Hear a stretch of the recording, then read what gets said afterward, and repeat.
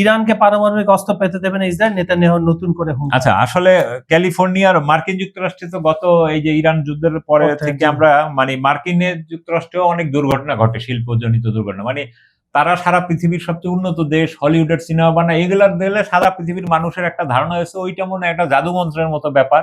হ্যাঁ, কিছু হইলেই বুঝি ওইখানে একদম সাথে সাথে 1 মিনিটের মধ্যে সবকিছু সমাধান হয়ে যায়। বাস্তবতা এরকম না।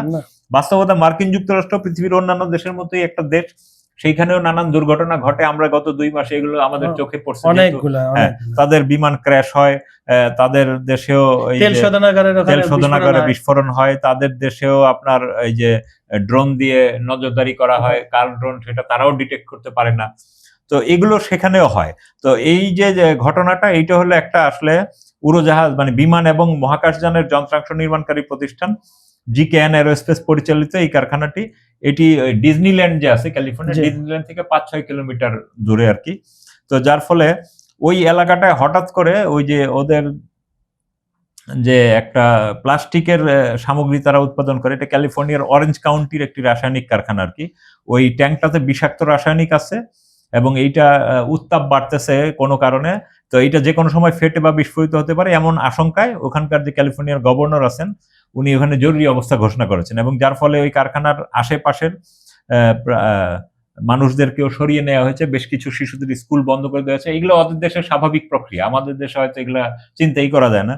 তো ওরা এটা স্বাভাবিকভাবে করে, এবং ওই ট্যাঙ্কটাতে প্রায় 7,000 গ্যালন অত্যন্ত দাহ্য রাসায়নিক রয়েছে আর কি, মিথাইল মেটাক্রাইলেট বলে আর কি এটাকে। তো এটা প্লাস্টিক তৈরিতে ব্যবহৃত হয়। তো এখন ওই এলাকাটা মানে বন্ধ করে দেওয়া হয়েছে এবং দ্রুত খালি করে দেওয়া হয়েছে, এবং স্থানীয় লোকজনদেরকে বলা হয়েছে যে তাদের শ্বাসকষ্ট দেখা দিলে বা কোনো নাকে যদি কোনো স্মেল থাকে তাহলে সাথে সাথে যেন তাদের স্বাস্থ্য ডিপার্টমেন্টে জানায়, তাহলে তারা আরো দ্রুত পদক্ষেপ নেবে।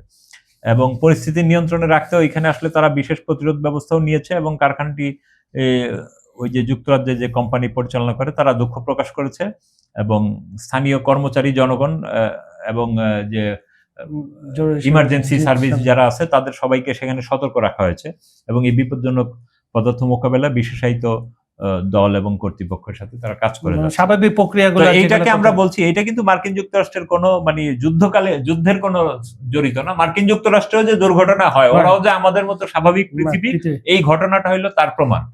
কিন্তু ওদের আর আমাদের পার্থক্য হইলো যে আমরা আসলে ওই সমস্যা দেখলে এটা আচ্ছা ঠিক আছে চলুক না, আর একটু গরম হোক, এই হোক। আর ওরা কিন্তু এটার দ্রুত পদক্ষেপ নেয়, মানুষজনকে সরিয়ে দেয় যেন ক্ষয়ক্ষতি কম হয়, মানুষের জীবনহানি যেন কম হয়, এইটুক চেষ্টা করে। আর আমাদের সেই চেষ্টার ঘাটতি রয়েছে। যেমন পুরান ঢাকা যে কেমিক্যাল, তো আমাদের পুরান ঢাকায় কিন্তু সেই কেমিক্যাল গোডাউনের দুর্ঘটনার পর এখনো কিন্তু পুরান ঢাকার মধ্যে এইরকম হাজারো কেমিক্যাল গোডাউন রয়ে গেছে, এবং ইন্ডাস্ট্রি কারখানা মানে পুরান ঢাকার অলি গলিতে ঢুকলে আপনি দেখবেন মেটালিক গন্ধ নাকে লাগে, নানান ধরনের কেমিক্যালের গন্ধ গলি থেকে বেরোচ্ছে। এর মধ্যে কিন্তু মানুষ সেখানে বাস করছে, এবং আপনি জানেন যে এইসব কারণে কিন্তু সেই সব জায়গায় মানুষের মধ্যে চর্মরোগের প্রাদুর্ভাব বেশি, এবং নানান ধরনের রোগ, শ্বাসকষ্ট, এগুলোর প্রাদুর্ভাব বেশি।